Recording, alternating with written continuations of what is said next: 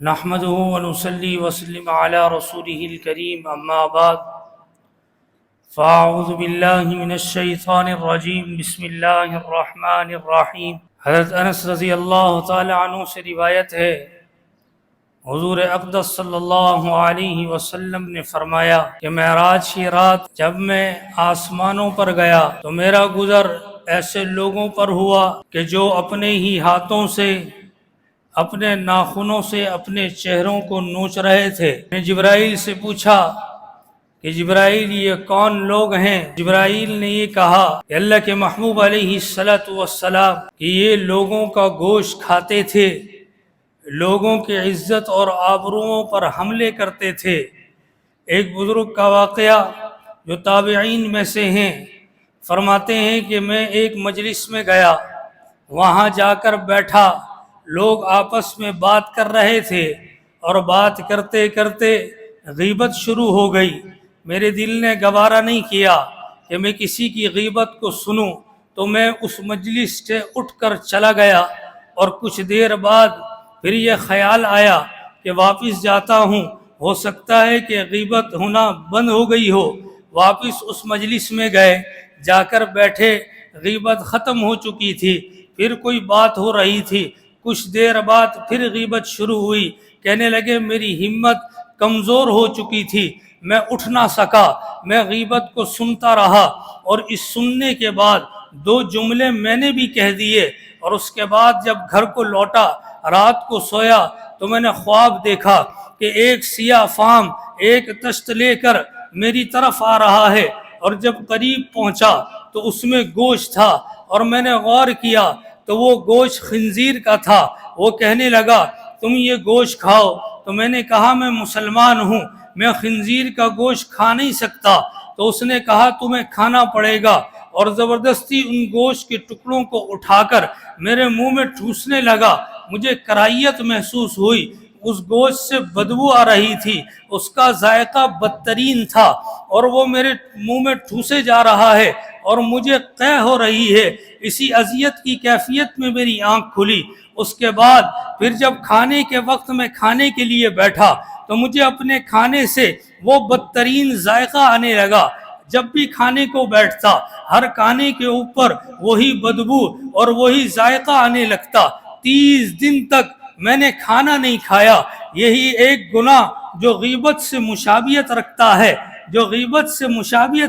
ہے، لیکن غیبت سے بھی زیادہ شدید ہے۔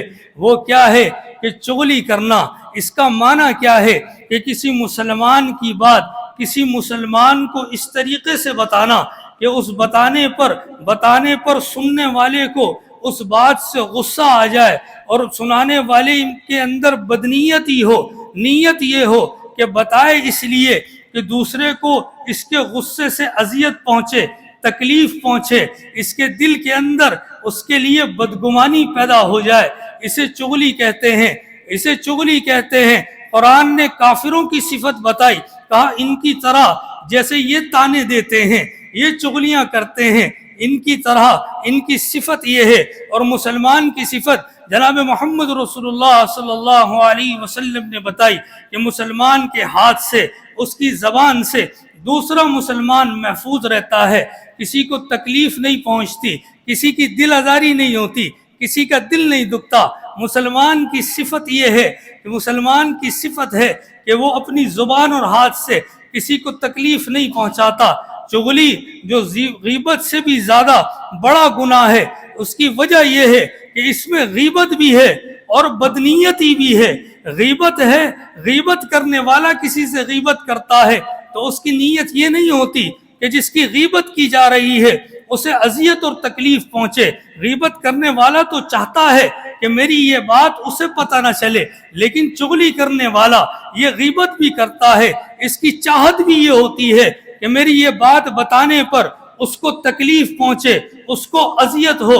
جناب محمد رسول اللہ صلی اللہ علیہ وسلم آپ صحابہ کے ساتھ تشریف لے جا رہے ہیں۔ 2 قبروں کو دیکھا۔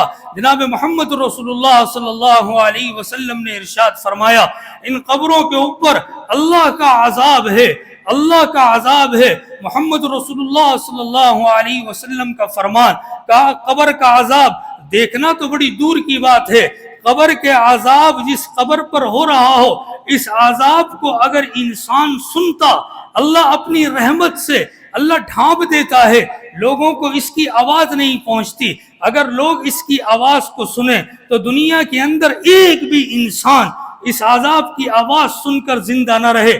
آپ علیہ السلام نے فرمایا ان دونوں قبروں کے اوپر اللہ کا عذاب ہے، تم جانتے ہو یہ عذاب کیوں ہو رہا ہے؟